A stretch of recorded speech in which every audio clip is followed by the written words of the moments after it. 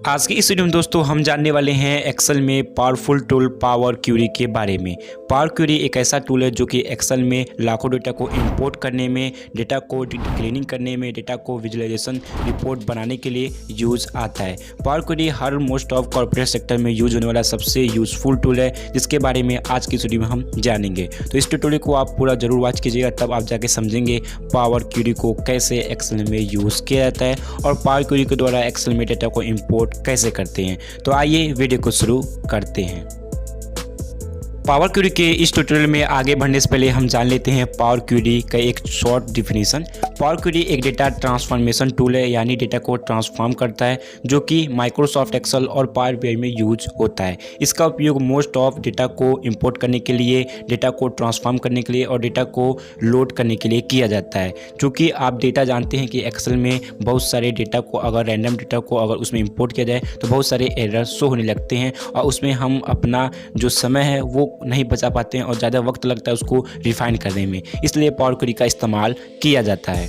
जैसा कि हमने जाना कि पावर क्वेरी डेटा से संबंधित काम के लिए यूज़ होता है, तो ये पावर क्वेरी आपको एक्सेल में डेटा टैब के अंदर आपको मिल जाएगा। डेटा टैब के अंदर जाएंगे तो आपको यहाँ पर पावर क्वेरी का बहुत सारा ऑप्शन मिल जाएगा डेटा को इंपोर्ट करने के लिए। आप यहाँ चाहे तो वेबसाइट से कर सकते हैं, आप टेक्स्ट एंड सीवीसी से, एसक्यूएल सर्वर से और बहुत सारे तरीके से आप यहाँ पर डेटा को एक्सेल में इंपोर्ट कर सकते हैं। तो आप फर्स्ट ऑफ ऑल हम एक एग्जाम्पल के द्वारा समझ लेते हैं। सपोज दैट मेरे पास नोटपैड में कुछ टेक्स्ट हैं। अब मुझे इस टेक्स्ट को अगर मुझे माइक्रोसॉफ्ट एक्सेल में इंपोर्ट करना है तो मैं यहाँ पर अगर नॉर्मली कॉपी पेस्ट करता हूँ तो डेटा कुछ इस प्रकार से सिस्टमेटिक नहीं होकर यहाँ पर अनऑर्गेनाइज तरीके से शो होता है। अब इस डेटा के ऊपर अगर मैं चाहूँ तो कोई भी विजुअलाइजेशन नहीं क्रिएट कर सकता हूँ। अगर मैं डेटा के ऊपर कोई भी फंक्शन लगाता हूँ तो प्रॉपर वर्क नहीं करता है। तो इसके लिए अगर आप पावर क्वेरी का इस्तेमाल करते हैं तो देख सकते हैं आप पावर क्वेरी में कैसे डेटा को हम डिफाइन करते हैं। तो सबसे पहले हमें नोटपैड और एक्सेल के बीच एक कनेक्शन को बिल्ड करना होगा। उसके लिए हम यहाँ पर डेटा टैब में आएंगे,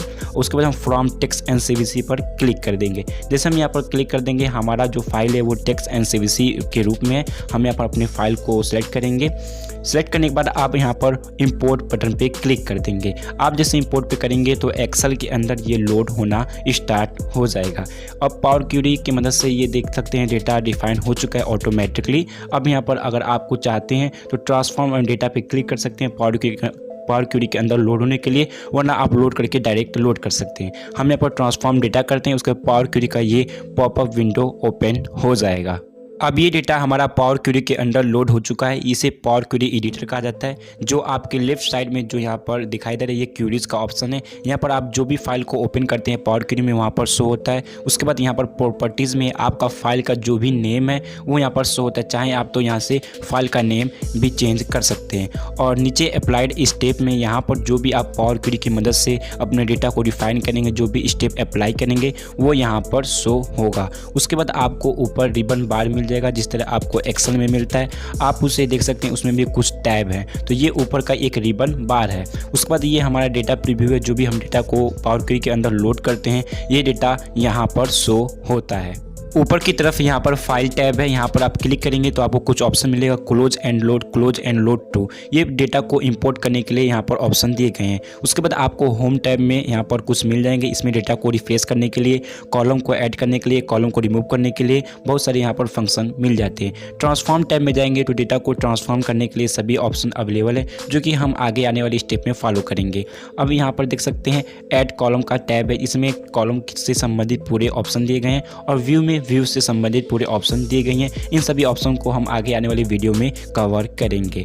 अब फर्स्ट ऑफ ऑल हम देख लेते हैं अपने डेटा की तरफ। हमारे डेटा में आप देख सकते हैं यहाँ पर कुछ हेडिंग बने हुए हैं। अब यहाँ पर हेडिंग के अलावा एक और एक्स्ट्रा कॉलम है। हमको मुझे इसको डिलीट करना है। हम इस कॉलम को सिलेक्ट करेंगे, राइट क्लिक करेंगे, रिमूव बटन पे क्लिक करेंगे, ये कॉलम रिमूव हो जाएगा।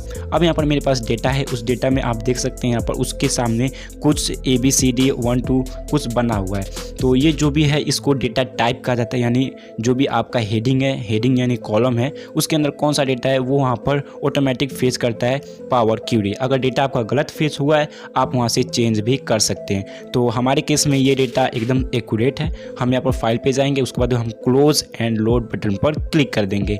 हम जैसे इस पर क्लिक करेंगे ये डेटा हमारा एक्सेल के अंदर लोड होना शुरू हो जाएगा। आप यहाँ पर राइट साइड में देख सकते हैं क्यूरीज एंड कनेक्शन का ऑप्शन आ चुका है, इसको हम बंद कर देते हैं। अब हमारा डेटा एक्सेल के अंदर लोड हो चुका है। अब एक्सेल और नोटपैड के बीच एक कनेक्शन बिल्ड हो चुका है। पावर क्यूरी के अंदर सबसे बड़ा लॉजिक ये है कि डेटा के साथ आपको कनेक्शन बनाना। अब आप देख सकते हैं मेरे पास जो डेटा था नोटपैड में, उसका कनेक्शन माइक्रोसॉफ्ट एक्सेल के द्वारा बन चुका है। अब ये डेटा कनेक्शन बन चुका है। आप देख सकते हैं मेरा डेटा कुछ इस प्रकार से है नोटपैड में, बट यहाँ पर एक्सेल में कुछ इस प्रकार से टेबल के फॉर्म में हमारा डेटा आ चुका है। अब यहाँ पर सबसे खास बात यह है कि अब आप नोटपैड में कनेक्शन बन चुका है। अब आप जो भी नोटपैड में चेंजेस करेंगे वो आपका फाइनली एक्सेल डेटा में भी रिमूव हो जाएगा, यानी वो चेंजेस आ जाएंगे। सपोज दैट मैं यहाँ पर सोहन जो 25 ईयर का है, मैं वहाँ पर उसका जो रीज़न है उसको बदलता हूँ, यानी इंडिया से दुबई करता हूँ। फिर अपने टैब में आता हूँ, उसको रिफ्रेश करता हूँ। यहाँ पर देख सकते हैं ऑटोमेटिक यहाँ पर पावर क्यूरी की मदद से डेटा रिफ्रेश हो चुका है। तो पावर क्यूरी के अंदर ये आप जान गए होंगे बेसिक कि पावर क्यूरी को कैसे इस्तेमाल करते हैं डेटा के ऊपर।